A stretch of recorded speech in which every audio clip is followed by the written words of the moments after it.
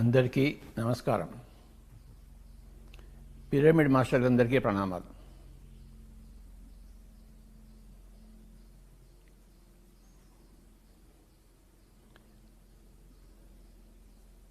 ఈరోజు మళ్ళీ మనం కొన్ని విషయాలు తెలుసుకుందాం. తెలిసినవే మళ్ళీ తెలుసుకుంటూ ఉంటాం. ఆ తెలిసినవే తెలుసుకుంటున్న కొద్దీ కొన్ని తెలియనివి కూడా మనకు తెలుస్తూ ఉంటాయి. చదివిందే మళ్ళీ చదువుతూ ఉంటాం. అప్పుడు అంతకుముందు అర్థం కానిదే మళ్ళీ అర్థం అవుతుంటుంది. విన్నదే మళ్ళీ వింటూ ఉంటాం. అప్పుడు మళ్ళీ మనకి కొన్ని కొత్త విషయాలు స్ఫురిస్తూ ఉంటాయి.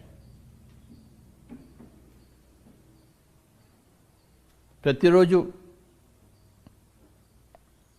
అంటే ప్రతిసారి 2 రోజులకు ఒకసారి మనం చక్కగా కొన్ని విషయాలు తెలుసుకుంటున్నాం.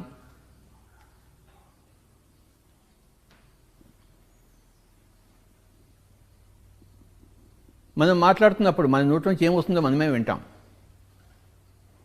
ఓహో బాగా మాట్లాడానే అనిపిస్తుంది, లేకపోతే బాగా మాట్లాడలేదే అనిపిస్తుంది. మనం మాట్లాడడం మూలాన మనకి గురించి మనకి బాగా తెలుస్తుంది. వినడం మూలాన అందరి గురించి మనకి బాగా తెలుస్తుంది. మనం మాట్లాడకపోతే మన గురించి మనకి బాగా తెలియదు. వినకపోతే అందరి గురించి మనకి బాగా తెలియదు. పుస్తకాలు చదవకపోతే మనకి మహాత్ముల సందేశాలు మనకి తెలియవు.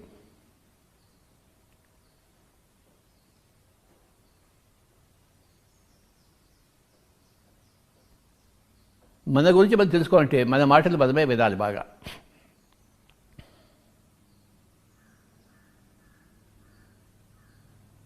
మనం మాట్లాడుతున్న కొద్దీ మన మాటలు ఇంకా తీయగా, ఇంకా శాస్త్రబద్ధంగా, ఇంకా సమయం సందర్భోచితంగా ఉంటాయి. ఆ నాణ్యత వస్తుంది మనం మాట్లాడుతుంటే.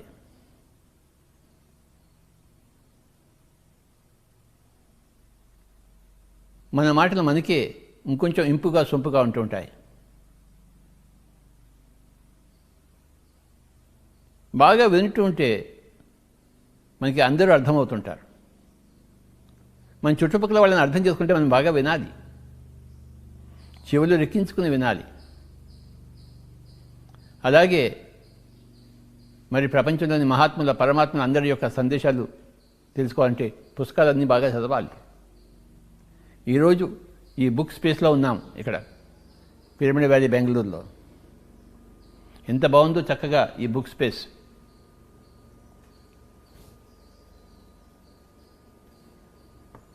అన్ని పుస్తకాలు చదవాలి. మహాత్ములు ఎన్నో విషయాలు చెప్తారు, కూలంకషంగా చెప్తారు, రాస్తారు పుస్తకాల్లో. చెప్పడమే కాదు, రాస్తారు. రాయడం అనేది ఒక గొప్ప సైన్స్, ఆర్ట్. అందులో నిష్ణాతులైన వాళ్ళు పుస్తకాలు రాస్తారు. ఆ పుస్తకాలు చదివినప్పుడు మనకి ఎనలేని లాభాలు వస్తాయి. నేను ఆ విధంగా లాభాలు పొందిన వాడిని పుస్తకాలన్నీ చదివి.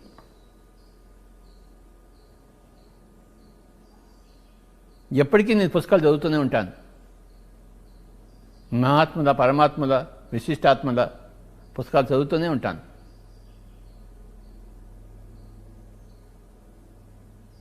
తద్వారా నా బుద్ధి వికసిస్తూనే ఉంటుంది.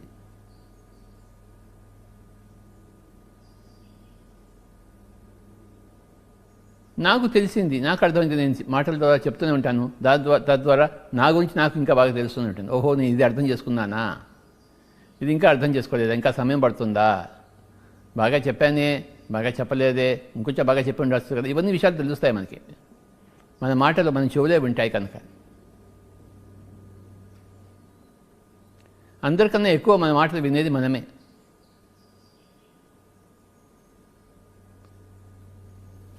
మన గురించి మనకి చెప్పేది మన మాటలే.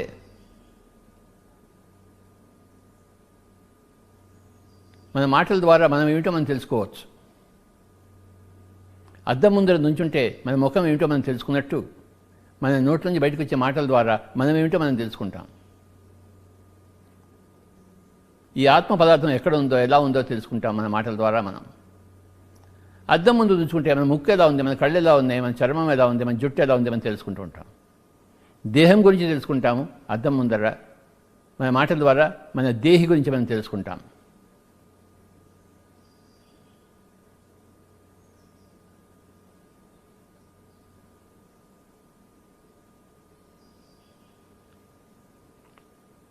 అద్దం ముందు నుంచోకుండా మన దేహం గురించి మనకు తెలియదు కదా. మన మాటలను మనం వినకుండా మన గురించి మనకు తెలియదు కదా.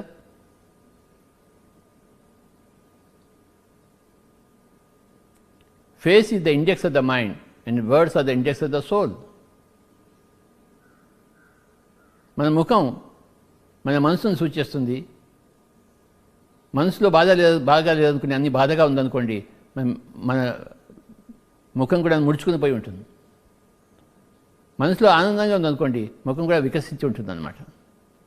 Face is the index of the mind అంటారు, and words are the index of the soul. మన నోట్ల నుంచి వచ్చే మాటలు మన ఆత్మ పదార్థాన్ని సూచిస్తాయి. అది ఎక్కడ ఉంది, ఎక్కడ లేదు, ఎలా ఉంది, ఎలా లేదు, అజ్ఞానంతో కూడి ఉందా, సుజ్ఞానంతో కూడి ఉందా.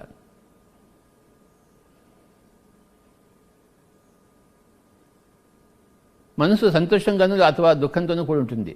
అలాగే ఆత్మ అజ్ఞానంతోనూ అథవా సుజ్ఞానంతోనూ కూడి ఉంటుంది.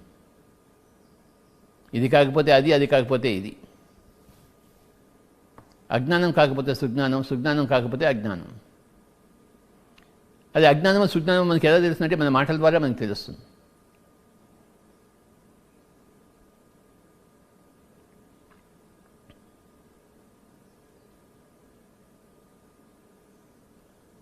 మరి పుస్తకాలు చదవడం ద్వారా ప్రపంచంలోని మహాత్ముల పరమాత్ముల యొక్క సంగతి మనకి తెలుస్తుంది.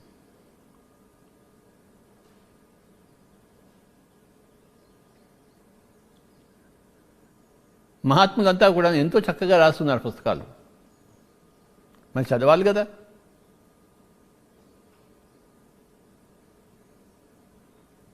ఆ పుస్తకాలు చదివితేనే మన బుద్ధి వికసిస్తుంది. మొగ్గ పువ్వు అయినట్టు బుద్ధి వికసిస్తుంది. లేకపోతే మొగ్గగానే ఉంటుంది, పువ్వుగా కాదు. మన బుర్ర, మన బుద్ధి, మన మెదడు, మన మస్తిష్కం స్వాధ్యాయం కన్నా ముందు మొగ్గగా ఉంటుంది. స్వాధ్యాయం తర్వాత అది పుష్పంగా తయారవుతుంది. మొగ్గ పుష్పంగా తయారవుతుంది, వికసిస్తుంది అన్నమాట. రేకులన్నీ విచ్చుకుంటాయి. మొగ్గగా ఉన్నప్పుడు రేకులన్నీ ముడుచుకుని ఉంటాయి. ఆ పువ్వులోని అందం కనబడుతుంది మనకి. ఎప్పుడైతే విచ్చుకుని ఉంటాయో పువ్వులోని అందం అంతా కనబడుతుంది మనకి. ఎంతో అందం దాగి ఉంది పువ్వులో, అది బయటకు వస్తుంది ఆ మొగ్గ పువ్వు అయినప్పుడు. అలాగే ఆత్మ యొక్క అందం వికసిస్తుంది ఎప్పుడైతే బుద్ధి వికసిస్తుందో స్వాధ్యాయం ద్వారా. అనేక పుస్తకాలు చదవాలి my dear friends. Pyramid spiritual society moment అనేది ఈ పుస్తకాలు చదవడం అనేదానికి ఎంతో ప్రాముఖ్యత ఇస్తుంది. స్వాధ్యాయ యోగం అనేదానికి ఎంతో ప్రాముఖ్యత ఇస్తుంది. అలాగే అందరి మాటలు వినడం కోసం ఎంతో ప్రాముఖ్యత ఇస్తుంది. అందరి మాటలు వినడాన్ని ఏమంటారు? సజ్జన సాంగత్యం అంటాం. అందరూ వింటూనే ఉండాలి. పొద్దున్నే లేచి నేను విన్నాను కలకత్తా మాస్టర్స్.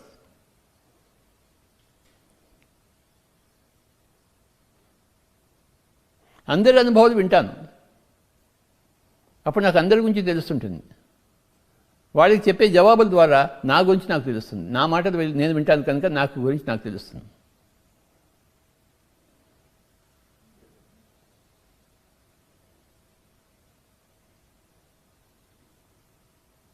స్వాధ్యాయం ఎంత చేస్తామో అంత మన బుద్ధి వికసిస్తూ ఉంటుంది. బుద్ధి వికసించాలి. మొగ్గ పువ్వు అవ్వాలి. మొగ్గలానే ఉండకూడదు కదా. పువ్వు తన అందాలన్నీ సృష్టిలో విస్తరింపజేయాలి. తన సువాసనని గుబాళింపజేయాలి. అంటే మొగ్గ వికసించాలి, పువ్వు కావాలి.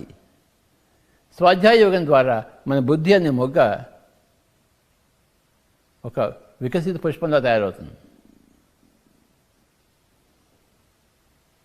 ఈ పుస్తకాలు చదవకపోతే అది ముకులించుకునే ఉంటుంది, ఎప్పుడు ముడుచుకునే ఉంటుంది బుద్ధి. బుద్ధి వికసించాలి, విప్పారాలి. ఆ పువ్వు యొక్క రేకులన్నీ విచ్చుకోవాలి.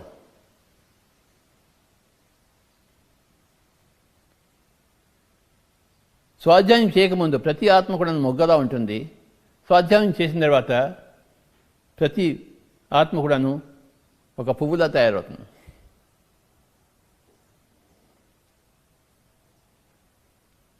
ప్రకృతి సహజంగా మొగ్గ పువ్వు అవుతుంది, కానీ ఆత్మకి ఆ స్వాధ్యాయ యోగం చేయాలి.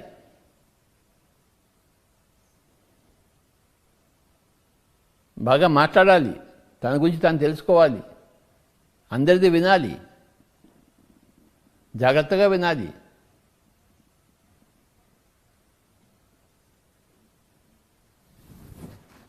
దాంతోపాటు మనం ఎంతో ధ్యానం చేసుకోవాలి. అది మొట్టమొదటిగా ధ్యానమే మనం చేసుకునేది. పిరమిడ్ స్పీచెస్ మూమెంట్లో ఒరేయ్ కూర్చోరా, కళ్ళు రెండు మూసుకో, శ్వాస మీద ధ్యాస పెట్టు, కళ్ళు తెరవమాక. ధ్యానం చేయకముందు మనం మొగ్గలా ఉంటాము, ధ్యానం చేసిన తర్వాత పువ్వులా తయారవుతాం. స్వాధ్యాయం చేయకముందు మనం మొగ్గలా ఉంటాము, స్వాధ్యాయం చేసిన తర్వాత పువ్వులా తయారవుతాం. సజ్జన సంగతం చేయకముందు మనం మొగ్గలా ఉంటాము, సజ్జన సంగతం చేసిన తర్వాత మనం పువ్వులా తయారవుతాం.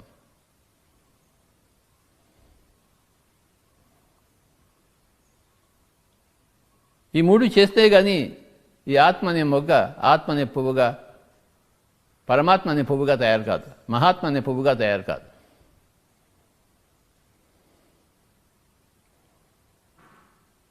ప్రతి ఆత్మ మహాత్మ కావాలి, పరమాత్మ కావాలి, పూర్ణాత్మ కావాలి, తను తాను సర్వాత్మగా తెలుసుకోవాలి.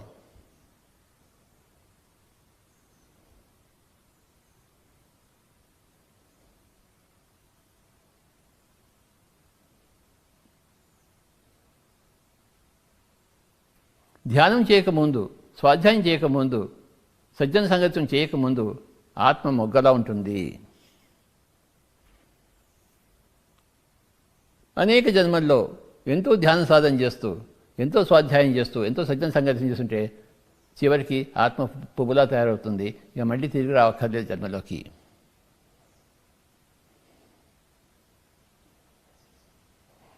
ఆత్మనే మొగ్గ ఈ సాధనలను చేయకుండా శరీరం వదిలిపెట్టిపోతే మళ్ళీ పుట్టాల్సిందే.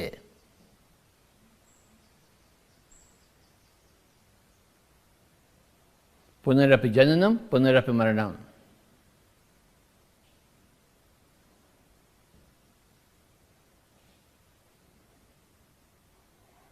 ప్రజలలో రెండు రకాల ప్రజలు ఉన్నారు, మొగ్గ లాంటి వాళ్ళు, పువ్వు లాంటి వాళ్ళు.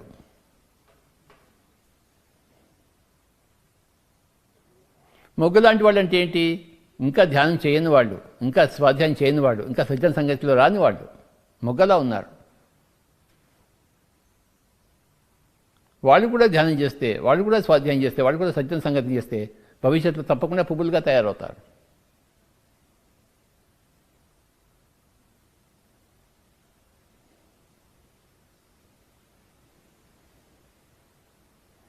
కాయ పండుగా ఉన్నట్టు మొగ్గ పువ్వుగా అవుతుందన్నమాట.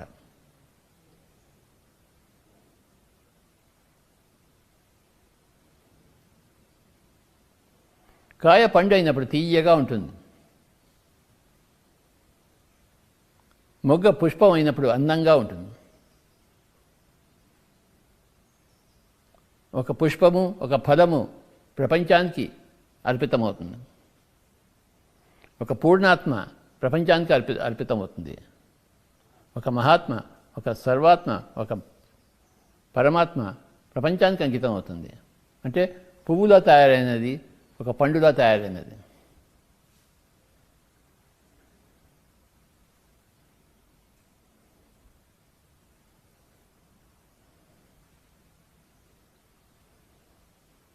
ధ్యాన యోగము, స్వాధ్యాయ యోగము, సజ్జన సంగత్య యోగము.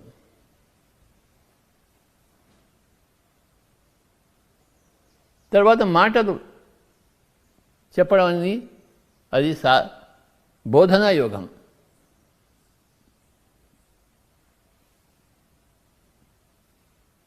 మన నోరు విప్పి అందరికీ చెప్తుండాలి. మనం ఎంత బోధిస్తే అంత బోధనా యోగంలో ఉన్నట్టు, అంతగా మన గురించి మనం తెలుసుకుంటాం. సాధనా యోగము, బోధనా యోగము.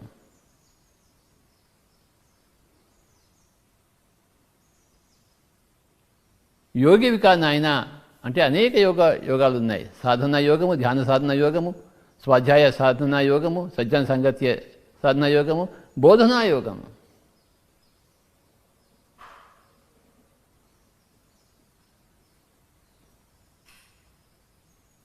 మొట్టమొదటిలోనే మన పిరమిడ్ మాస్టర్కి చెప్తుంటాం, నాయన నీకు తెలిసింది వెంటనే చెప్పు అని చెప్పేసి. నువ్వు సాధన చేస్తున్నావు, దాంతోపాటు నువ్వు బోధన కూడా చెయ్యి. సాధన యోగంలోతో పాటు బోధనా యోగంలో కూడా ఉండు నాయన. అప్పుడు నీ గురించి నీకు ఇంకా బాగా తెలుస్తూ ఉంటుంది. నాకు ఇంకా ఏమీ తెలియదు సమయం ముందే నేను వచ్చాను కదా అండి అంటారన్నమాట. అవును, మొన్న వచ్చావు, 2 రోజులు అయిపోయింది, ఇప్పుడు మొదలుపెట్టు. నీకు తెలిసి నువ్వు కొంత తెలుసుకున్నావు కదా, ఆ తెలుసుకుని మాట్లాడు. నీ మాటల వల్ల నీ గురించి నీకు ఎక్కువ తెలుస్తుంది. గమ్మున కూర్చోమాక, ఓపెన్ యువర్ మౌత్, నోరు తెరువు. నువ్వు 2 రోజులు అయింది నువ్వు ధ్యానంలోకి వచ్చి, అంటే మిగతా వాళ్ళు ధ్యానంలోకి రాలేదు. నువ్వు వాళ్ళకన్నా గొప్పవాడివే కదా, 2 రోజులు గొప్పవాడివి. ఈ 2 రోజులు కాస్త తెలుసుకున్నావు,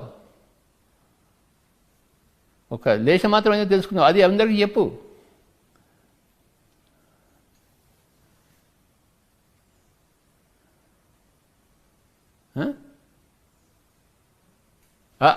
ఈ నేర్చుకున్నావు, ఈ నేర్పించు.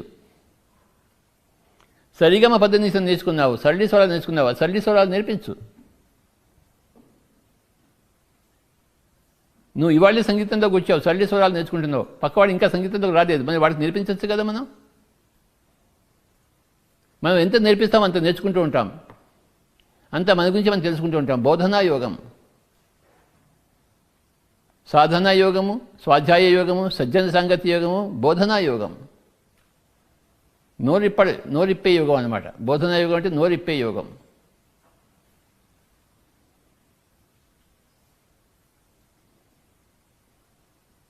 నోరు ఉంది కదా, మరి నోరు ఇప్పాలి కదా. నువ్వు సాధన చేసావు కదా, ఎంత సాధన చేసావో అంత నోరు ఇప్పు. బోధనా యోగం, బోధించు, మొదలుపెట్టు.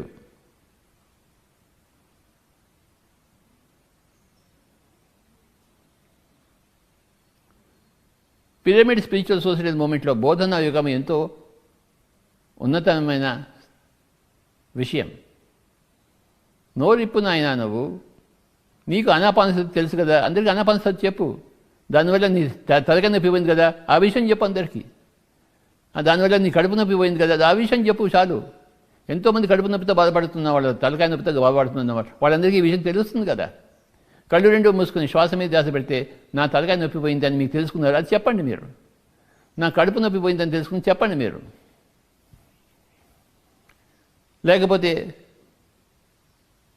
నా కోపం పోయింది ధ్యాన సాధన వల్ల అని చెప్పండి మీరు. అందరికీ కోపం ఉంటుంది, అందరికీ కోపం పోవాలనే ఉంటుంది, కానీ మీ దగ్గర నుంచి సూచన దొరికితే వాళ్ళు దాన్ని పాటిస్తారు. మీరు నోరు మూసుకుని కూర్చుంటే లాభం లేదు. బోధనా యోగంలో ఉండాలి. మొట్టమొదటి రోజు నుంచే సాధన మొదలుపెట్టిన మొట్టమొదటి రోజు నుంచే మన బోధన కూడా మొదలుపెట్టాలి. అది పిరమిడ్ సిద్ధాంతము.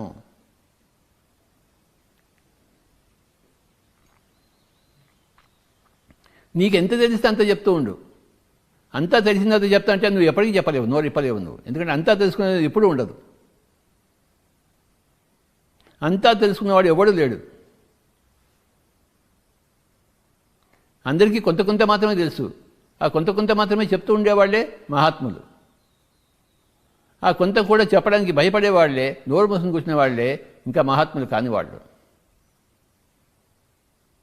మహాత్ములుగా ఎలా అవుతాము? మనకు తెలిసింది మనం నోరిప్పి చెప్తాము, నిర్భయంగా చెప్తాము, నిస్సంకోచంగా చెప్తాము, ద్వంద్వంగా చెప్తాము. ఇది అని చెప్తాము. నేను చేశాను, ఇది నాకు వచ్చింది, నా కడుపు నొప్పి పోయింది, నా తలకాయ నొప్పి పోయింది, నా కోపం తగ్గింది, నాకు పుస్తకాలు చదవడం అర్థమవుతుంది, భగవద్గీత అర్థమవుతుంది, అంతకుముందు అర్థం కాలేదు, ధ్యానం చేసి కూర్చున్న తర్వాత అది చదువుతుంటే నాకు అర్థమవుతుంది అని నీకు తెలిసింది నువ్వు చెప్పు. అది పక్కవాడికి ఎంతైనా ఉపయోగపడుతుంది. నాకు తెలిసింది నేను చెప్పడం మొదలుపెట్టాను 40 సంవత్సరాల కిందట. ఆ చెప్తూ ప్రతిరోజు చెప్తూ నాకు ఎంత సహాయం చేసిందో నా చెప్పడం, నా బోధన యోగం అనేది నాకు ఎంత సహాయం చేసిందో లెక్కలేదు కదా.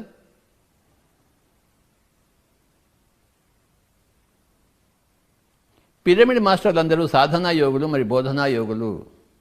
సాధనా యోగంలో ఉన్నవారు, దాంతోపాటు బోధనా యోగంలో కూడా ఉంటున్నవారు. సాధన ఎప్పటికీ తీరదు, బోధన ఎప్పటికీ తీరదు.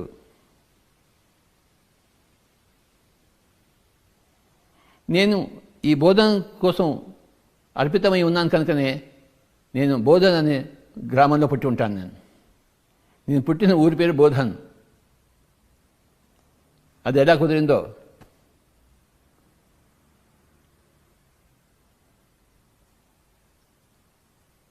నాకు అన్నీ తెలుసు అంటే నాకేమి అన్నీ తెలియదు, కనుక కొన్ని విషయాలు తెలుసు అంటే తప్పకుండా కొన్ని విషయాలు తెలుసు. నాకు తెలిసిన కొన్ని విషయాలు తప్పకుండా చెప్తాను నేను. అయ్యా, ఓషో పుస్తకాలు చదవండి, మీ జీవితం బాగుపడుతుంది. అయ్యా, పతంజలి గురించి చదవండి, అష్టాంగ యోగం గురించి చదవండి, బుద్ధుడి గురించి చదవండి, ఆయన జీవితం తెలుసుకోండి, మీరు బాగుపడతారు. నాకు తెలుసు, ఈ విషయాలు నాకు తెలుసు. నాకు తెలిసింది నేను చెప్తాను. నేను నిస్సంకోచంగా, నిర్భయంగా, హాయిగా చెప్తాను. అలా చెప్తూనే వస్తున్నాను 40 సంవత్సరాల నుంచి. నాకు తెలిసినది, నాకు తెలిసింది పక్క వాళ్ళకి కూడా తెలియాలి కదా. నేను ఓషో పుస్తకాలు చదివాను, ఎంత బాగున్నాయో అని ఆ విషయం పక్క వాళ్ళకి కూడా తెలియాలి కదా. వాళ్ళు కూడా ఓషో పుస్తకాలు చదవాలి కదా. పిచ్చి పిచ్చి పుస్తకాలని చదువుతున్నారు, ఓషో పుస్తకాలు ఎందుకు చదవరు? పిచ్చి పిచ్చి పుస్తకాలు చదివితే పిచ్చోళ్ళు అవుతారు, ఓషో పుస్తకాలు చదివితే ఓషో అవుతారు.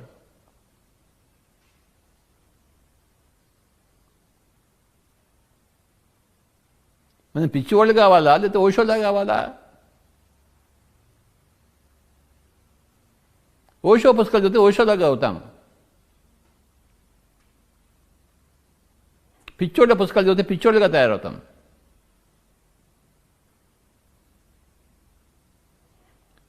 బుద్ధుడి పుస్తకాలు చదివితే మనం బుద్ధుళ్ళుగా తయారవుతాం.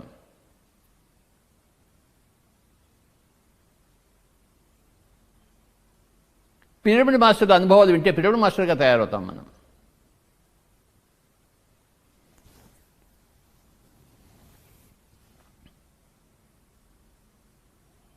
పిరమిడ్ మాస్టర్ల అనుభవాలన్నీ ఉన్నాయి మన మ్యాగజైన్స్లో, మన ఛానల్స్లో, మన వెబ్సైట్స్లో విశేషంగా ఉన్నాయి. అవన్నీ చదవాలి. అప్పుడు మనం కూడా ఒక పిరమిడ్ మాస్టర్ అవుతాం. ఓహో, ఇవాళ పొద్దున్నే ఒక అనుభవం విన్నాను నేను. గువాహటి, అస్సాం ఆవిడ చెప్తోంది, తన అనుభవాలని నాకు చెప్పింది. ఆవిడ హస్బెండ్ కొద్ది రోజుల కింద పని మొదలుపెట్టాడు, ఆఫీస్కి వెళ్ళి రావడం మొదలుపెట్టాడు. ఆ ఆఫీసర్తో ఎవరితో అయితే ఉంటున్నాడో అతనికి తర్వాత కోవిడ్ ఉందని ఇతను తెలుసుకున్నాడు. అతనితో పాటు 6 రోజులు ఉన్నాడు.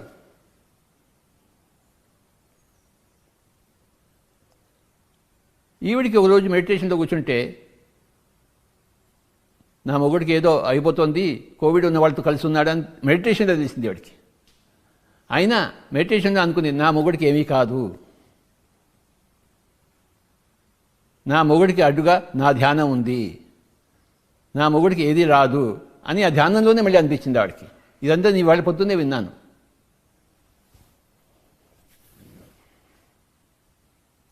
ఆ మొగుడు ఆ రోజు ఆఫీస్ నుంచి ఇంటికి వచ్చి పెళ్ళాంతో చెప్పాడనమాట, నేను ఒక సంగతి ఇవాళ విన్నాను, నేను ఎవరైతే కలుస్తున్నానో ఆ బాస్కి కోవిడ్ వారం రోజు ఉందట, నేను వారం నుంచి రోజు కలుస్తున్నాను, నాకు ఇవాళే తెలిసింది, నన్ను ఏం చేయమంటావు, హాస్పిటల్కి వెళ్ళమంటావా, నీ అడ్వైస్ ఏంటి అని అడుగుతాడు పెళ్ళాను. అప్పుడు ఈవిడ చెప్తోంది, నాకు పొద్దున్నే మెడిటేషన్ తెలిసింది నీ జరిగిన సంగతి అంతా, కానీ నువ్వు ఎక్కడికి ఏ డాక్టర్ దగ్గరికి పోవు, ఏ టెస్టులు చేయించుకోవు, నువ్వు ఇంట్లోనే క్వారంటైన్లో ఉంటావు, నేను నిన్ను బాగా చూసుకుంటాను. ఈ విషయం మనం ఎవరికి చెప్పొద్దు, చెప్తే మళ్ళీ వాళ్ళు వీళ్ళు కలిపి మళ్ళీ అంతా నేను తీసుకెళ్ళి ఎక్కడో పడేస్తారు, నువ్వు ఎక్కడికి వెళ్ళవలసిన అవసరం లేదు, నాకు ధైర్యం ఉంది, నువ్వు బాగా అవుతావు, ఒకవేళ కోవిడ్ ఉన్నా కూడాను అని ఆవిడ ఏం చెప్పిందంటే, ఆవిడ ఇంట్లోనే పెట్టేసి చక్కగా ఇంట్లోనే హౌస్ క్వారంటైన్ చేసి చక్కగా చూడడం మొదలుపెట్టింది. ఆవిడ నమ్మకం, ఆవిడకి నా మొగుడికి ఏమీ కాదు, నా మొగుడికి నా ధ్యానం అడ్డు ఉంది.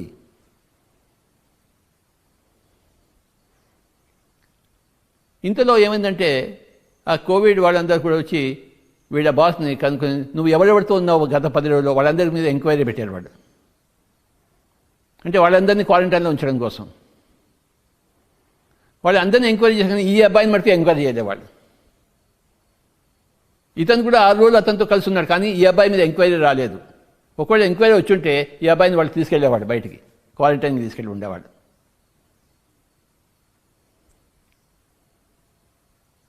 ఈవిడ విశ్వాసంతో నా మొగుడికి ఏమీ కాదు, నా మొగుడికి నా ధ్యానం అడ్డు ఉంది. ఆవిడ ఇంట్లోనే కూర్చొని చేస్తుంది. ఇంట్లో వాళ్ళంతా అబ్జెక్ట్ చేస్తున్నారు, ఏం చేద్దాం, మన బయట తీసుకెళ్దామని చెప్పేసి. కానీ ఈవిడ చెప్పింది ఎవరు బయటకు వెళ్ళారు, అందరూ ఇంట్లోనే ఉంటారు, మన దాన్ని మనమే భావించుకుంటాం, మనం ధ్యానం చేద్దాము. మొగుడికి చెప్పింది, నువ్వు కూడా ధ్యానం చేయి, ఇన్ని రోజులు నువ్వు ధ్యానం చేయలేదు, నువ్వు ధ్యానం చేయి అంటే ఆవిడ మొగుడు దేవుడు ధ్యానం చేయడం మొదలుపెట్టాడు. ఇప్పుడు హాయిగా ఉన్నారు, ఏమీ లేదు.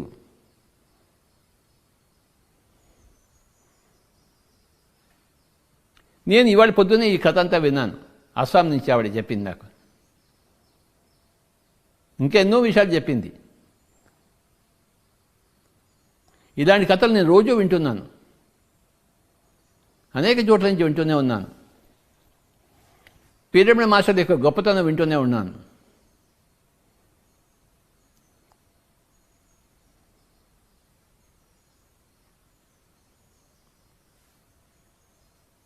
ధ్యానం ద్వారా మనలో ఉన్న ఆత్మశక్తి ప్రబలి నాకు ఏమీ కాదు అన్న నిశ్చయానికి మనం వస్తాం. నాకు ఏమీ కాదు, నా వాళ్ళకేమీ కాదు. ఇలాగే ఇంకో ఆవిడ కలకత్తాలో నిన్న విన్నాను. ఆవిడ పెద్ద జాయింట్ ఫ్యామిలీ, ఇంట్లో అందరికీ చేయాలి. 10 మందికి కోవిడ్ వచ్చింది, వాళ్ళందరికీ ఆవిడ సపరేట్ చేస్తోంది. వాళ్ళ శరీరం కడుగుతోంది, వాళ్ళ పడుకోబెడుతోంది, వాళ్ళని బాత్రూమ్కి తీసుకెళ్తోంది, వంట చేస్తుంది. అందరికీ కోవిడ్ ఉంది, కానీ ఈవిడ మనకి కోవిడ్ రాలేదు. ఎందుకంటే ఈవిడ మాస్టర్, పిరమిడ్ మాస్టర్.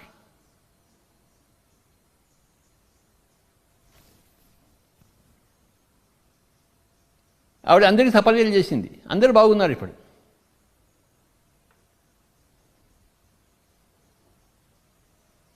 రోజు ఇలాంటి విషయాలు నేను వింటున్నాను.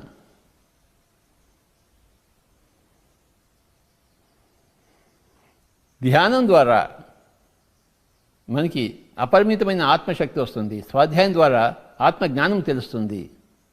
సజ్జన సంగతి ద్వారా అందరూ ఏం చేస్తున్నారో మనకు తెలుస్తుంది. నేను రోజు పొద్దున్న వింటున్నా కనుక వాళ్ళు ఏం చేస్తున్నారో నాకు తెలిసింది, అందుకే మీకు చెప్పగలుగుతుంది. నేను ఎలా చెప్తాను? అస్సాంలో జరిగేది, కలకట్టాలో జరిగేది నేను ఎలా చెప్తాను? నేను విన్నాను పొద్దున్నే. అందరూ ఏం చేస్తున్నారో తెలుస్తుంది మనకి సజ్జన సంగతి వలన. మహాత్ములు ఏం చెప్పారో తెలుస్తుంది స్వాధ్యాయం వలన. మన దగ్గర ఎంత ఆత్మవిశ్వాసం ఉందో ఎంత లేదో మనకి తెలుస్తుంది మన ధ్యానం వల్ల.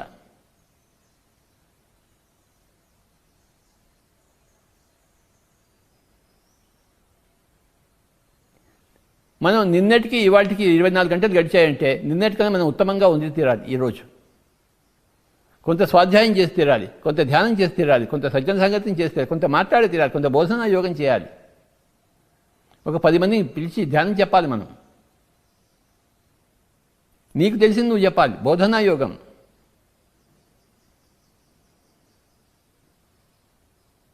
నువ్వు బోధించి తీరాల్సిందే.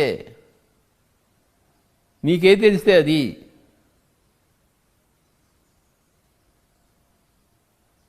నీకు భగవద్గీతలో ఒక శ్లోకం వచ్చి ఒక్క శ్లోకం గురించి చెప్పు. సర్వధర్మాన్ పరిత్యజ్య మాం ఏకం శరణం వ్రజ అహం త్వా సర్వపాపేభ్యో మోక్షయిష్యామి మా శుచ అని ఒక శ్లోకం ఉంది. నీకు అది చదివావు, నీకు కాస్త అర్థమైంది. అది అర్థమైందో ఏదో నీకు చెప్పు అందరికీ. నేను నిన్న భగవద్గీత చదివాను, అందులో ఒక శ్లోకం చదివాను. సర్వధర్మాన్ పరిత్యజ్య, అన్ని ధర్మాలు వదిలిపెట్టేసి ఒక ధ్యాన ధర్మాన్ని అవలంబించు, నువ్వు ధ్యానవిక అని చెప్పడం జరిగింది. అది నేను నీకు చెప్తున్నాను ఆ శ్లోకం గురించి అని చెప్పు. నువ్వు బోధన స్టార్ట్ చేయి. మూతి ఉన్న ప్రతివాడు బోధన చేయాల్సిందే. శ్వాస ఉన్న ప్రతివాడు శ్వాస మీద ధ్యాస పెట్టాల్సిందే. బుర్ర ఉన్న ప్రతివాడు బుర్ర ఉపయోగించి పనులు చేసుకోవాల్సిందే.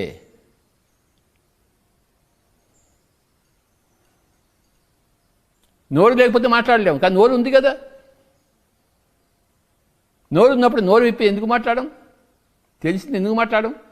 గమ్ముని ఎందుకు కూర్చుంటాం? తెలిసినా తెలియనట్టు ఎందుకు కూర్చుంటాం? నోరు విప్పి చెప్పాలి, కళ్ళు విప్పి చూడాలి, నోరు విప్పి మాట్లాడాలి. చెవులు ఉన్నాయి, చక్కగా విందాం, అందరిది విందాం.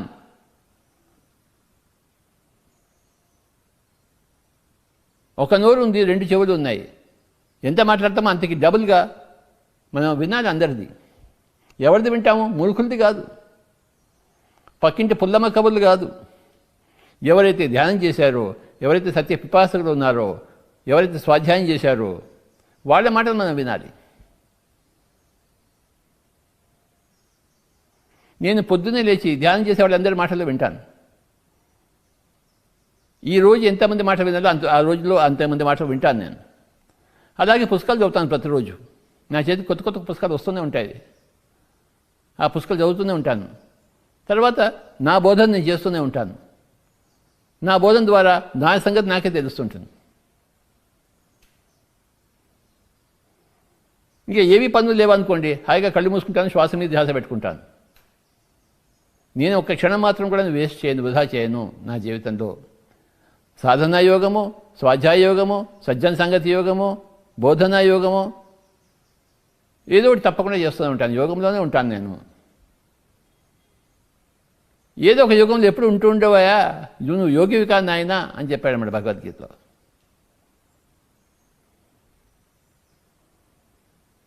సాధనా యోగము, స్వాధ్యాయ యోగము, సజ్జన సంగతి యోగము, బోధనా యోగం.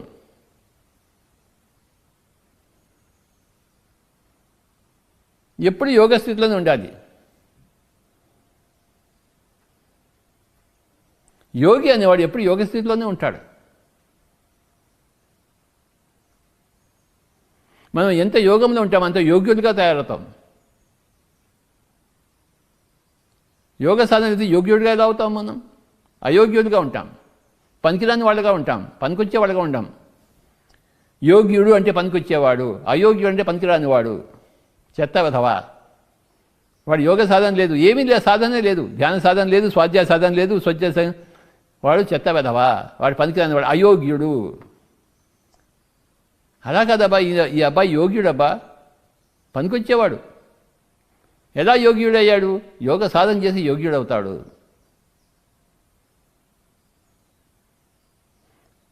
యోగ సాధన లేక అయోగ్యుడిగా ఉన్నవాడు యోగ సాధన ద్వారా యోగ్యుడవుతాడు. పనికిరానివాడు పనికొచ్చేవాడుగా తయారవుతాడు.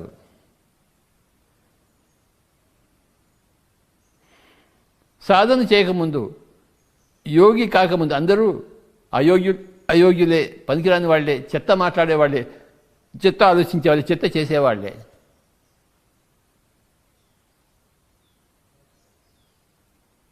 చెత్తను రోడ్డు మీద పడేసేవాళ్ళే అయోగ్యులు, చెత్తను ఊడ్చేవాళ్ళే యోగ్యులు, చెత్తను తీసేసేవాళ్ళే యోగ్యులు.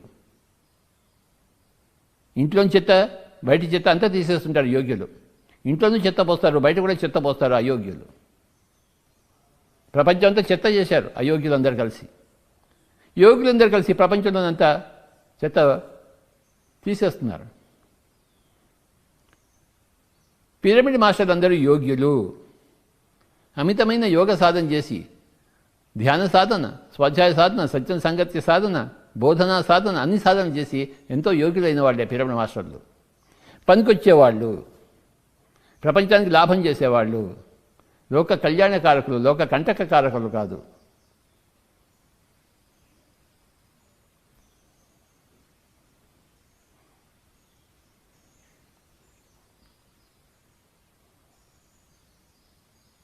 యోగ సాధన పట్ల శ్రద్ధ. శ్రీ షిరిడి సాయి గారు 2 పదాలు చెప్పారు, మనకి 2 విషయాలు చెప్పారు. శ్రద్ధ, సబూరి. యోగ సాధకులుగా కావడం కోసం, యోగులుగా కావడం కోసం శ్రద్ధ వహించాలి. ఇక అయోగ్యులతో జీవిస్తున్నప్పుడు మనం అయోగ్యులతో జీవించాలి కదా. పక్క వాళ్ళందరితో జీవిస్తాం. మనమేం హిమాలయాలు పోలేదు, గుహల్లో దాచుకోలేదు, మన సమాజంలో ఉన్నాం. అంటే అయోగ్యుల మధ్యలో యోగ్యులుగా ఉన్నాం, ఎడారిలో ఒయాసిస్లా ఉన్నాము. అయోగ్యులతో ఉన్నప్పుడు ఎలా జీవించాలి అంటే సహనంతో జీవించాలి, సబూరి. యోగ్యులతో జీవించినప్పుడు శ్రద్ధగా వాళ్ళ దగ్గర నేర్చుకోవాలి. ఇతర యోగ్యుల దగ్గర శ్రద్ధ వహించాలి, అయోగ్యుల దగ్గర సబూరి సహనం వహించాలి అని చెప్పాడు శ్రీ షిరిడి సాయి. మనం సమాజంలో ఉన్నవారం. సమాజంలో 2 రకాల మనుషులు ఉన్నారు, యోగ్యులు, అయోగ్యులు. 99% అయోగ్యులు ఉన్నారు, 1% యోగ్యులు ఉన్నారు. ఒక యోగ్యుడు మనకి దొరికినప్పుడు ఆ శ్రద్ధగా వహించి నేర్చుకోవాలి. ఇంకా అక్కడ అయోగ్యులతో ఉన్నప్పుడు మనం సహనం పాటించాలి, నిమ్మకి నీరెత్తినట్టు ఉండాలి, వాటితో సంబంధం ఉండి లేదుగా ఉండాలి. కానీ యోగ్యులుగా వచ్చినప్పుడు శ్రద్ధతో వాళ్ళ దగ్గర చేరి నేర్చుకోవాలి, సజ్జన సంగత్యం చేయాలి. యోగ్యుల దగ్గర సజ్జన సంగత్యము, అయోగ్యుల దగ్గర ఉపేక్ష, అంటకుండా, చూసి చూడకుండా.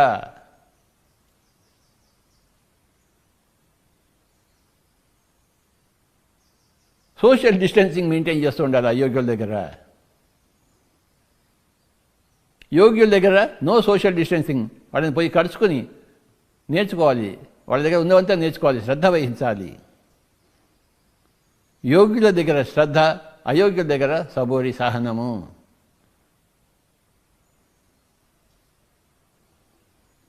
అయోగ్యులు నానా కూతలు కూస్తుంటారు మన పట్ల. నువ్వు హాస్పిటల్కి పో, మందులు తీసుకో, ఇంజక్షన్ తీసుకో, మాంసం తిను, గుడ్డు తిను, నీకు బాగా బలం వస్తుంది, ఏమిటోటో కూస్తుంటారు. నువ్వు ధ్యానం చేస్తుంటే నేను హేళన చేస్తుంటారు, నేను అవమానపరుస్తుంటారు, నిన్ను వెక్కిరిస్తుంటారు. ఎందుకంటే వాళ్ళంతా అయోగ్యులు. వాళ్ళ వల్ల నీకు ఒక లాభం జరుగుతోంది, నీవు సహనంగా ఉన్నావా లేదా నీకు తెలుస్తుంది. వాళ్ళకి థ్యాంక్స్ చెప్పుకుంటూ నీ సహనంలో నువ్వు ఉండాలి, నీ సబూరిలో నువ్వు ఉండాలి. ఎంతో సహనం వహించాలి ప్రతి యోగ్యుడు ఈ అయోగ్యుల మధ్య. ఒకనొక యోగ్యుడికి ఇంకొక యోగ్యుడు దొరికితే ఎంతో శ్రద్ధతో సంతోషిస్తాడు, శ్రద్ధతో నేర్చుకోవడానికి ప్రయత్నిస్తాడు. అక్కడున్న జ్ఞానం ఇక్కడ రావాలని తెలుసుకుంటాడు. అయోగ్యుల మధ్యలో ఉన్నప్పుడు ఒకనొక యోగ్యుడు సహనం పాటించాలి, ఎంతో సహనం పాటిస్తాడు, నేర్చుకుంటాడు, సహనం నేర్చుకుంటాడు.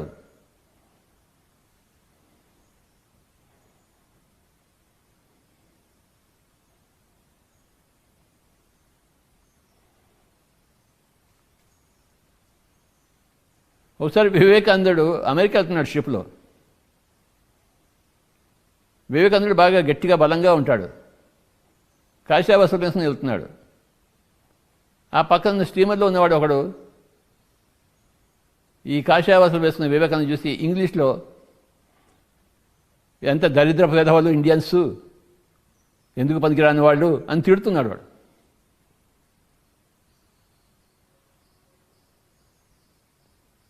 అతను ఏమనుకున్నాడు, ఈ వివేకానందుడు ఇంగ్లీష్ రాదేమో అనుకున్నాడు.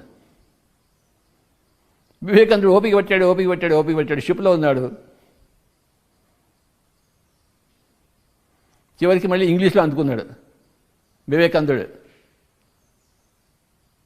నువ్వు ఏమనుకుంటున్నావు ఇండియా గురించి, సన్యాసి గురించి ఏమనుకుంటున్నావు అని చెప్పేసి ఆ అమెరికన్ని చేతి సముద్రంలో పడేయడానికి రెడీగా ఉన్నాడు. అంత బలవంతుడు వివేకానందుడు. వాడు నన్ను వదిలిపెట్టే బాబు మొత్తుకున్నాడు వాడు. ఇంకెప్పుడు ఇండియా గురించి అలా మాట్లాడను, నీకేం తెలిసిన ఇండియా గురించి మాట్లాడుతున్నావు, సన్యాసం గురించి ఏం మాట్లాడుతున్నావు నువ్వు, వేదాంతం గురించి నువ్వు ఏం మాట్లాడుతున్నావు, నువ్వు పనికాని చెత్తవదలు అనుకుంటున్నావు, అడుగుతునే వాళ్ళు అనుకుంటున్నావా నువ్వు అని వివేకానందుడు ఇంగ్లీష్లో మొదలుపెట్టాడు. వాడు కుక్కిన పెన్లో ఉన్నాడు ఆ షిప్లో అంతా. సహనం పాటించాడు వివేకానందుడు, విని విని విని విని. వాడు మరీ ఎక్కువైపోయేసరికి ఇగో ఈ విధంగా తన బోధన మొదలుపెట్టాడు, నోరిప్పాడు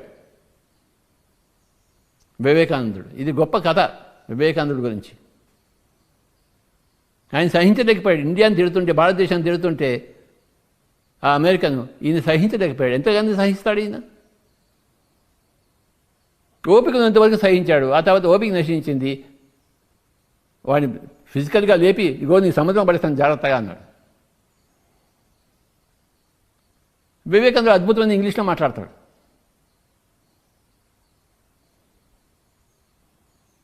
మై డియర్ ఫ్రెండ్స్, ఎప్పుడు నోరు ఇప్పాలో అప్పుడు నోరు ఇప్పి తీరాలి మనము.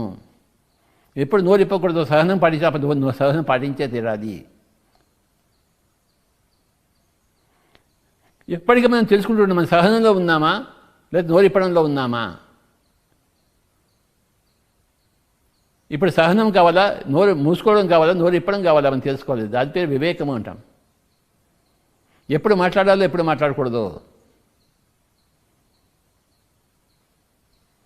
గంట సేపు నోరు ఇప్పకుండా కూర్చున్నాడు వివేకానందుడు. గంట తర్వాత నోరిప్పాడు. అలాగే బుద్ధుడు కూడాను ఒకసారి తన శిష్యులతో రోడ్డు మీద వెళ్తున్నాడు, తన భిక్షాపాత్ర పట్టుకుని.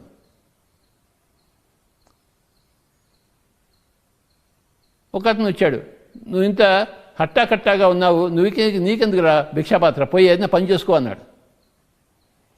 వాడికి బుద్ధుడు ఎవడో తెలియదు. వాడు అరగంట సేపు తిట్టాడు వాడు బుద్ధుడిని. బుద్ధుడి పక్కన శిష్యులంతా కోపం వస్తుంది, నువ్వు ఎవరితో మాట్లాడాలి నీకు తెలుసా అని చెప్పేసి. కానీ వాడి బుద్ధుడి ముందు ఏమీ మాట్లాడలేక గమని కూర్చున్నాడు. వాడు కడుపులో మంట రేగుతోంది. వీడేమో అర్ధగంట సేపు తిడుతూనే ఉన్నాడు. తిట్టకుండా తిడుతున్నాడు బుద్ధుడిని. అర్ధగంట అయిపోయింది. ఆయన ఓపికతో కూర్చున్నాడు. ఆయన బుద్ధుడు చిరునవ్వుతో ఉన్నాడు.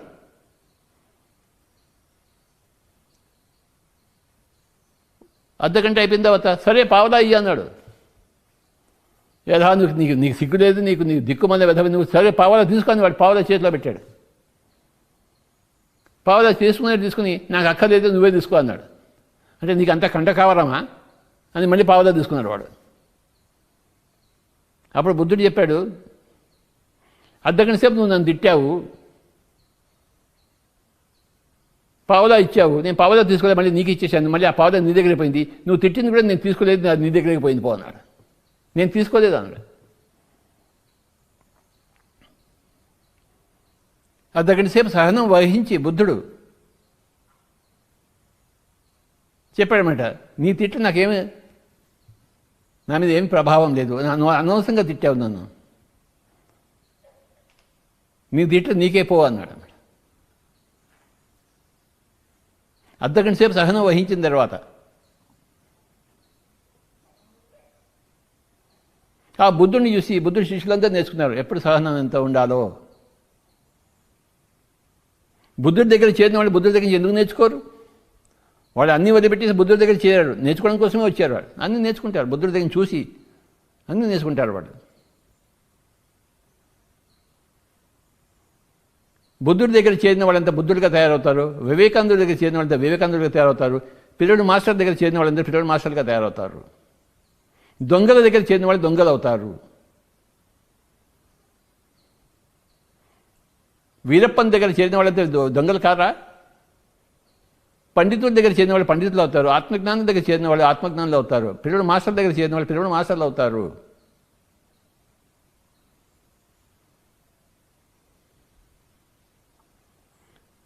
వాళ్ళు కోవిడ్కి భయపడరు, అందరికీ సేవ చేస్తారు, కోవిడ్ పేషెంట్స్కి సేవ చేస్తుంటారు, కానీ వీళ్ళకి కోవిడ్కి భయపడరు. ఇవాళ నిన్న 2 కేసులు నేనే విన్నాను, అస్సాం నుంచి కలకట్టా నుంచి. ధ్యాన వీరశూరులు, ఆత్మజ్ఞాన వీరశూరులు కోవిడ్ పేషెంట్స్కి సపర్యలు చేస్తూ కోవిడ్కి భయపడిన వారు. భయం అనేది వాళ్ళు లేనే లేదు వాళ్ళ దగ్గర.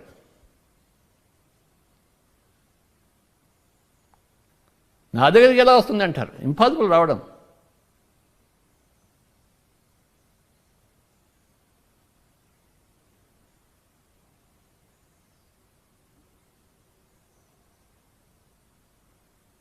సూర్యుడు తూర్పునే ఉదయిస్తాడు, పశ్చిమాన్ని ఉదయించాడు కదా. అలాగే భయం ఉన్న వాళ్ళ దగ్గరికి కోవిడ్ వస్తుంది, భయం లేని వాళ్ళ దగ్గర కోవిడ్ ఎలా వస్తుంది?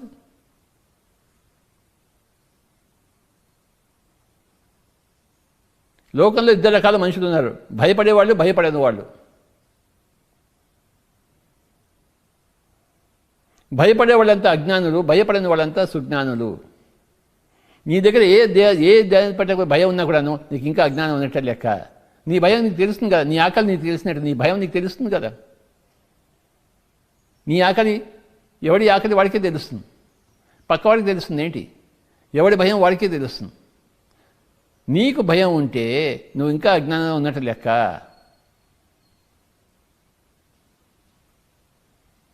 మనం ఏదైనా టెంపుల్ పోయినప్పుడు అక్కడ దేవీ దేవత విగ్రహాలు ఉంటాయి.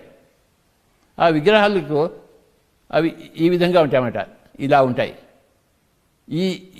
ఈ ముద్ర పేరు అభయ ముద్ర, ఈ ముద్ర పేరు వరదా ముద్ర. నువ్వు అభయంలో ఉండు, భయం లేకుండా ఉండు, అప్పుడు నీకు కావాల్సిన వరాలన్నీ నీకు వస్తాయని చెప్తుంది. ఆ దేవీ దేవతా ముద్రలన్నీ ఇలా ఉంటాయి. ఈ రెండు ముద్రల గురించి మనం తెలుసుకోవాలి. అభయ ముద్ర, వరదా ముద్ర. ఇలా అంటే ఇది నేను నిన్ను రక్షిస్తానని కాదు, నువ్వు అభయంలో ఉండని చెప్తుంది అది. మనం ఈ ముద్రని తప్పుగా అర్థం చేసుకుంటున్నాం. వాడు ఉండడం వల్ల నా భయం పోతుంది అనుకుంటాం. కాదు, వాడు ఏం బోధిస్తుందంటే నువ్వు అభయంలో ఉండు, నువ్వు అభయంలో ఉంటే ఇది నీ వచ్చేవన్నీ వస్తాయి. వరదా ముద్ర మొత్తం ఆధ్యాత్మికదంతా ఈ రెండు ముద్రలో కూడి ఉంది, అభయ ముద్ర, వరదా ముద్ర. అందుకే ప్రతి టెంపుల్లో ఉన్న ప్రతి దేవతామూర్తి ఇలాగే కనబడుతుంటుంది మనకి. ఈ సందేశాన్ని ఇస్తూ భయం లేకుండా ఉందాము. నాకు కోవిడ్ వస్తుందేమో అనుకుంటే తప్పకుండా వచ్చి తిడుతుంది. నాకు రాదు కదా అనుకుంటే రాదు. యద్భావం తద్భవతి. ముక్తాభిమాని ముక్తో హి బద్ధో బద్ధాభిమాన్యపి కిం వదంతి హ సత్యేహం యా మతి సా గతిర్భవేత్. నీ మతి ఎలా ఉంటుందో నీ గతి ఎలా ఉంటుంది. నీ మతి నాకు కోవిడ్ వస్తుందేమో అనుకున్నావు అనుకో, నీకు వచ్చి తీరుతుంది. నీ మతిలో నాకెందుకు వస్తుంది, నా రాదు అని అనుకున్నావు అనుకో, నీ దగ్గర ఎందుకు వస్తుంది, రాదు. నీ మతి ఎలా ఉందో నీ గతి ఎలా ఉంటుంది. నీ మతి భయంగా కూడుందా, నిర్భయంగా ఉందా? భయరహితమైన మతిగా ఎలా జరుగుతుంది? యోగి అయితే ధ్యాన సాధనా యోగము, స్వాధ్యాయ యోగము, సజ్జన సంగతి యోగము, బోధనా యోగం, అన్ని యోగాలు చేస్తుంటే అప్పుడు నువ్వు భయముద్రలోంచి అభయముద్రలోకి వస్తావు. అప్పుడు నీకు రావాల్సినవన్నీ కోకొలలుగా వస్తాయి. వరాలన్నీ వచ్చేస్తాయి. సృష్టి నీకు ఎన్నో వరాలు ఇవ్వాలని కోరుకుంది, కానీ నువ్వు ఇంకా భయముద్రలో ఉన్నావు, భయంతో కూడుకుని ఉన్నావు. నీకు వరాలు ఎక్కడి నుంచి వస్తాయి? రావు కదా.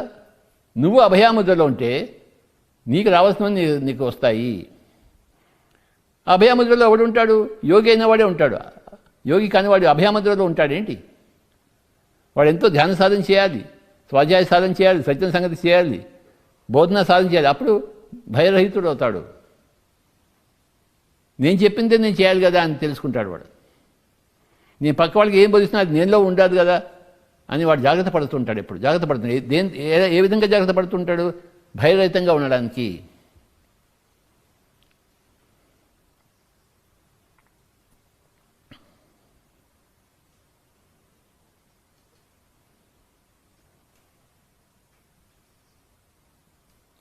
హిందీ సినిమాలో ఒక డైలాగ్ ఉంది, జో డర్ గయా సో మర్ గయా అని చెప్పేసి.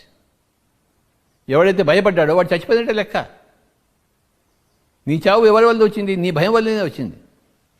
భయం లేని వాడు ఎందుకు చేస్తాడు? చావడు. నీ భయమే నేను చంపుతోంది.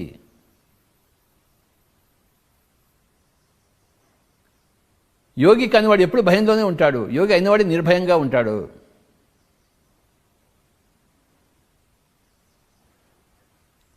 ఒకసారి ఏమైందంటే, ఒక బ్రిటిష్ వాడు 150 సంవత్సరాల కింద జరిగింది ఇది, ఉత్తరప్రదేశ్లో జరిగింది ఇది. ఒక బ్రిటిష్ జనరల్, మిలిటరీ వాడు ఇండియన్స్ చూసి హేళన చేస్తున్నాడు, యోగం అంట అని చెప్పేసి. అప్పుడు వాడి దగ్గర ఒకడు ఏం చెప్పాడు, స్వామి ఇక్కడే ఒకడు యోగి ఉన్నాడు అన్నాడు.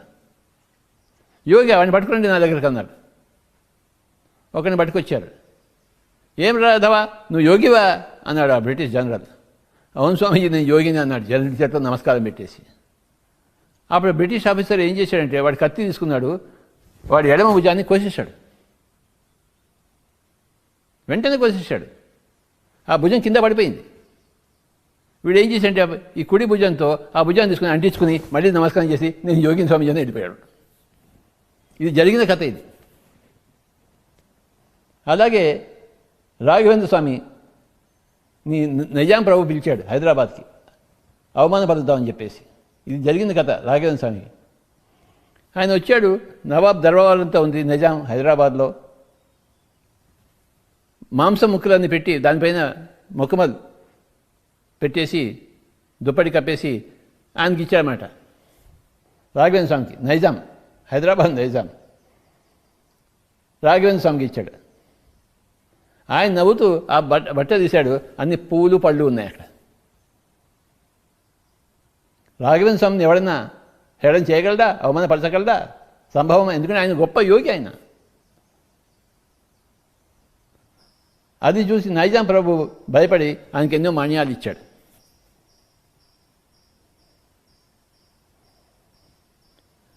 మై డియర్ ఫ్రెండ్స్,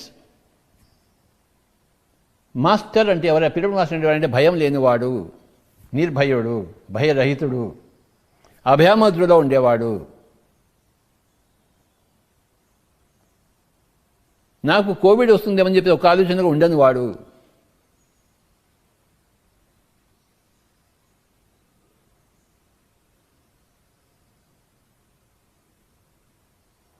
మనమంతా భయరహితంగా ఉందాం, దాన్ని అభ్యాసం చేద్దాం. ఎలా అభ్యాసం చేస్తాము? ధ్యాన సాధన వల్ల, స్వాధ్యాయ సాధన వల్ల, సత్యం సంగత్య సాధన వల్ల, బోధనా సాధన వల్ల, అనేక రకాల సాధనలు చేపట్టి మనం యోగ్యులుగా తయారవుతాము.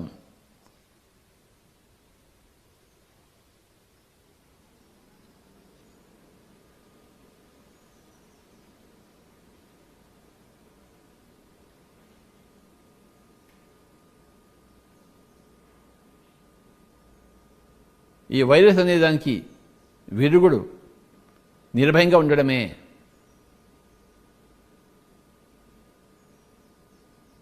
యోగి కావడమే.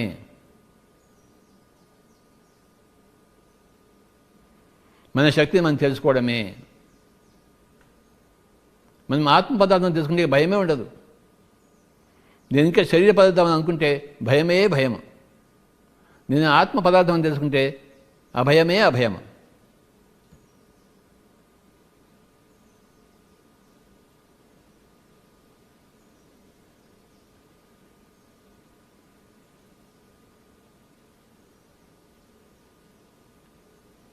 యోగులు తమ చావును తామే నిర్ణయించుకుని వెళ్తారు.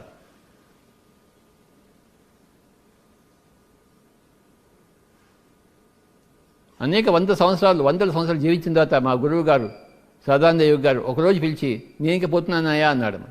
తన చావును తాను నిర్ణయించుకున్నాడు.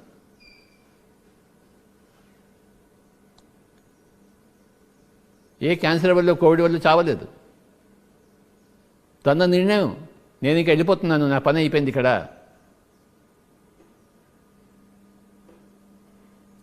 ఈ పిరమిడ్ వ్యాలీకి వచ్చాను 2 రోజుల కిందట. నేను కొద్ది రోజుల కోసం వచ్చాను ఇక్కడికి. కొద్ది రోజులు అయిపోయిందో వెళ్ళిపోతాను ఇక్కడి నుంచి. ఇక్కడే ఉంటాను ఏంటి? ఎన్నో లోకాలు ఉన్నాయి నాకు. ఇప్పుడు ఒకానొక లోకానికి వచ్చాను, పిరమిడ్ వ్యాలీ అనే లోకానికి వచ్చాను.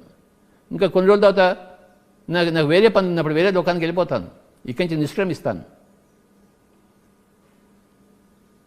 నాకు ఇక్కడ పని ఉన్నప్పుడు నేను ఇక్కడ ఉంటాను, నా పని లేనప్పుడు ఇక్కడి నుంచి వెళ్ళిపోతాను. అలాగే మన శరీరంలో కూడాను, మన భూమండలంలో కూడాను, భూలోకంలో కూడాను మన పని ఉన్న రోజు ఉంటాము.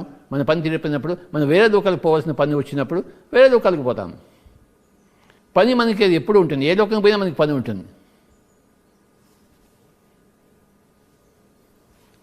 ఏ లోకానికి పోయినా మనకి ఆ లోకానికి తగ్గ శరీరం ఉంటుంది, ఆ లోకానికి తగ్గ పని ఉంటుంది. భూలోకంలో ఇప్పుడు మనం కొన్ని రోజులు ఉన్నాము. భూలోకంలో మన పని అయిపోయిన తర్వాత వేరే లోకానికి పని పడ్డప్పుడు ఆ లోకానికి మనం వెళ్తాము ఆ పనులు చేయడం కోసము. పని లేకుండా ఏ ఆత్మ ఎప్పుడు ఉండదు. ఏదో ఒక లోకంలో పనులు లేకుండా ఏ ఆత్మ ఎప్పుడూ ఉండదు. ఆత్మశాస్త్రం తెలుసుకున్నవాడు, ఆత్మజ్ఞానం అయినవాడికి వాడి పేరే మహాత్ముడు, వాడి పేరే పరమాత్ముడు.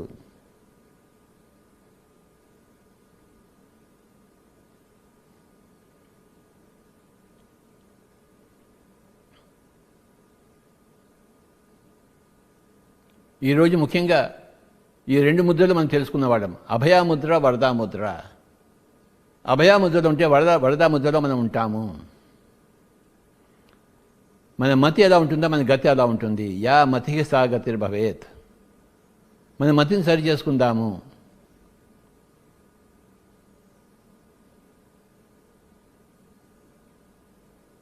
అజ్ఞానులుగా ఉన్న వాళ్ళం సుజ్ఞానులుగా తయారవుతాము.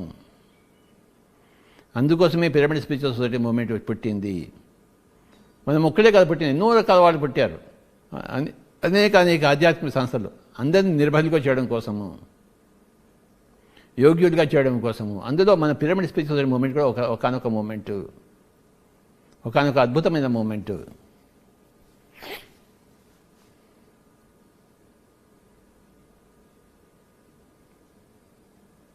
అందరి అనుభవాలు విందాము,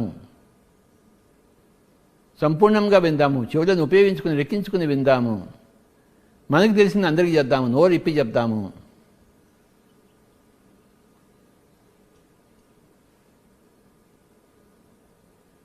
మనకి ఎంత తెలుసో అంత చెప్తూనే ఉందాము.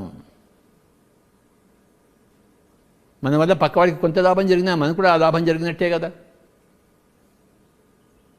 మనమంతా ఒక్కటే కదా. పక్కవాడికి నష్టం జరిగితే మనకు కూడా నష్టం జరిగినట్టే కదా. మనం మాట్లాడుకున్నట్టు వాడికి నష్టం జరిగితే మనకు కూడా మన నష్టం జరిగినట్టే. మనం మాట్లాడడం వల్ల వాడికి లాభం జరిగితే మనకు కూడా లాభం జరిగినట్టే లెక్క.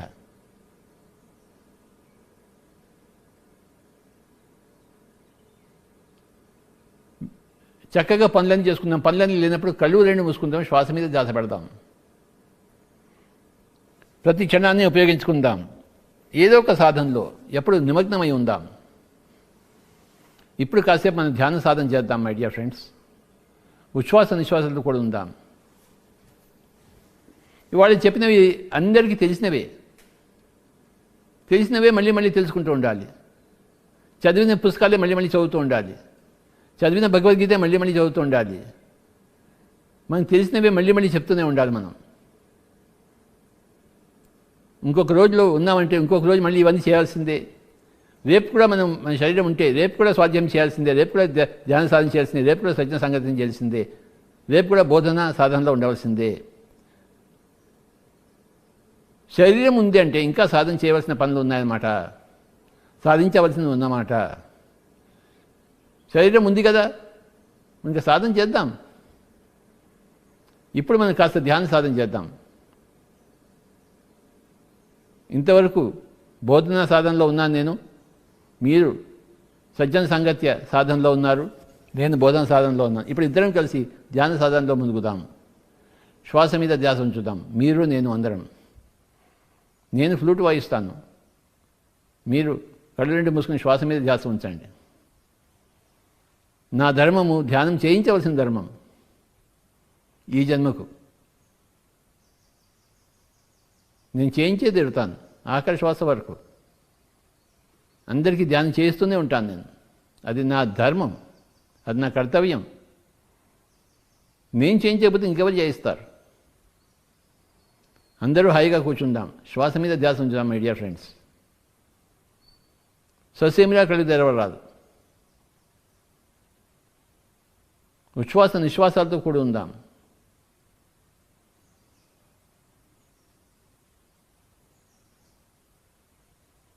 అభయాముద్రలో ఉందాం, యోగ్యులుగా జీవిద్దాం. నిరంతర సాధనలో మనం మన జీవితాన్ని ధన్యం చేసుకుందాం.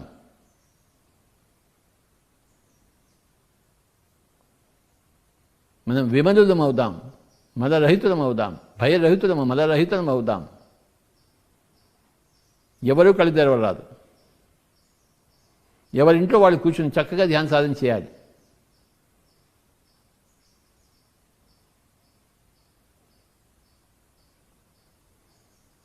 ఏ మంత్రము లేదు, తంత్రము లేదు, యంత్రము లేదు ధ్యాన సాధనలో. ఉన్నది మన శ్వాస, ఉంచాలి మన దాని మీద ధ్యాస. Be with your breath, be with your normal, natural, easy, soft, simple, tender, peaceful, tranquil breath my dear friends.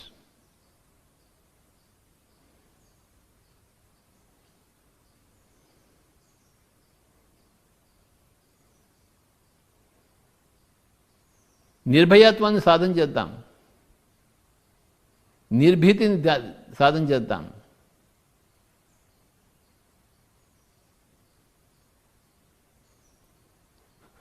మనం భయంలో ఉంటే మనకి ఆపద వచ్చినట్టే లెక్క. మనం భయంలో లేకపోతే ఆపద మన దగ్గర నుంచి వచ్చిపోతుంది, వెళ్ళిపోతుంది, దూరంగా పరిగెత్తిపోతుంది. ఆపద అనేది భయంలో ఉండే వాళ్ళ దగ్గరికి వచ్చి దరి చేరుతుంది. నిర్భయత దగ్గరికి ఆపదలు రావు, దూరంగా పారిపోతాయి, వేరే చోటుని చూసుకుంటాయి.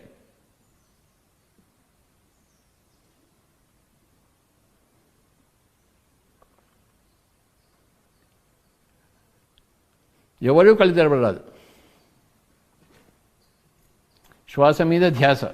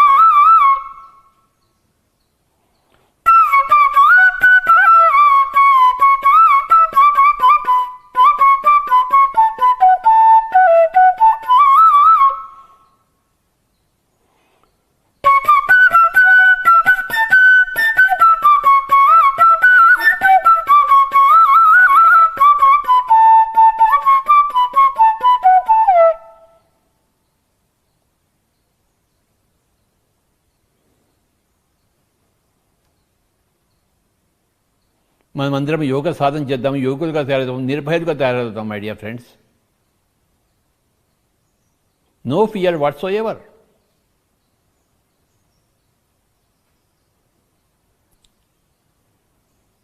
Nothing can make us fearful. We are all fear-free people, masters.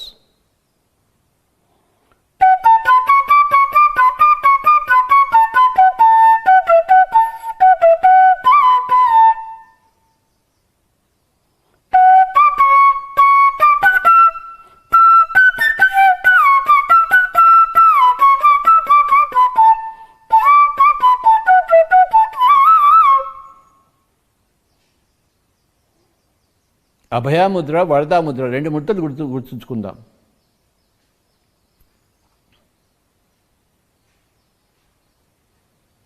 మన మతి అభయాముద్రలో ఉంటే మన గతి వరదాముద్రలో ఉంటుంది. మై డియర్ ఫ్రెండ్స్,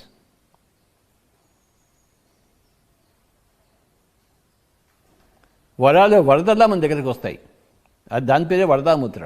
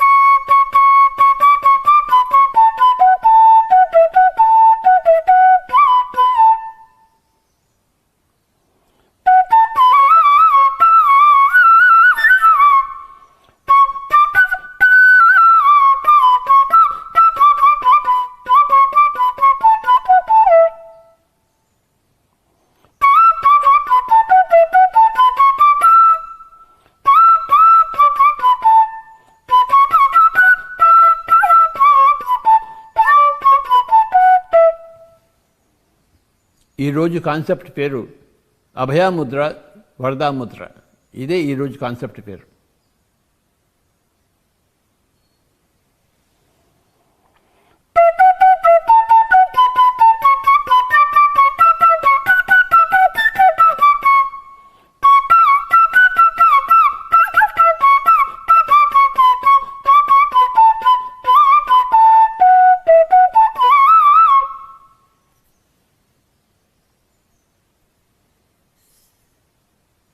ఈ రెండు ముద్రలే నిజంగా తెలుసుకోవాల్సిన ముద్రలు.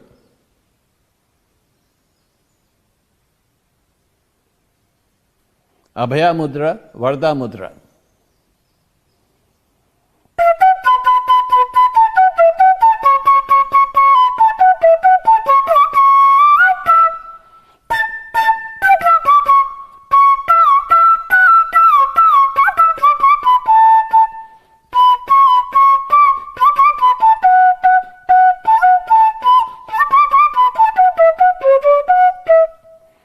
ఆఖరి ఒక నిమిషం.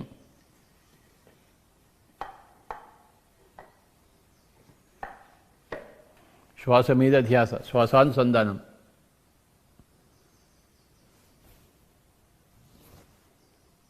Thirty seconds. గుర్తుంచుకుందాం రెండు ముద్రలు, అభయముద్ర, వరదాముద్ర.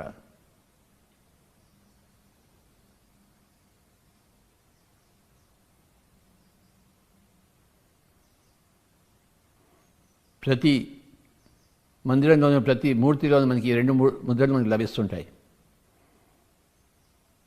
అభయముద్ర, వరదాముద్ర. ఈ రెండు ముద్రల గురించి చెప్పడం కోసమే ఆ మందిరాలు నిర్మించబడ్డాయి, ఆ విగ్రహాలు ప్రతిష్ఠింపబడ్డాయి. ఆఖరి 10 సెకండ్లు. 9, 8, 7, 6, 5, 4, 3, 2, 1, 0. మెల్లిగా రెండు చేతులు రెండు కళ్ళ మీద పెట్టుకుందాం. 5, 4, 3, 2, 1, 0. Slowly remove your hands and you may open your eyes, my dear friends. Pyramid మాస్టర్లందరికీ నమస్కారాలు, ప్రణామాలు. ಹಲೋ ಗೆಳೆಯರೇ, ಪಿರಮಿಡ್ ಮೆಡಿಟೇಷನ್ ಚಾನೆಲ್ ಕನ್ನಡಕ್ಕಾಗಿ ಲೈಕ್ ಮಾಡಿ, ಸಬ್ಸ್ಕ್ರೈಬ್ ಮಾಡಿ ಹಾಗೂ ಬರಲಿರುವ ಅಪ್ಡೇಟ್ಸ್ಗಳಿಗಾಗಿ ಬೆಲ್ ಬಟನ್ ಒತ್ತಿ.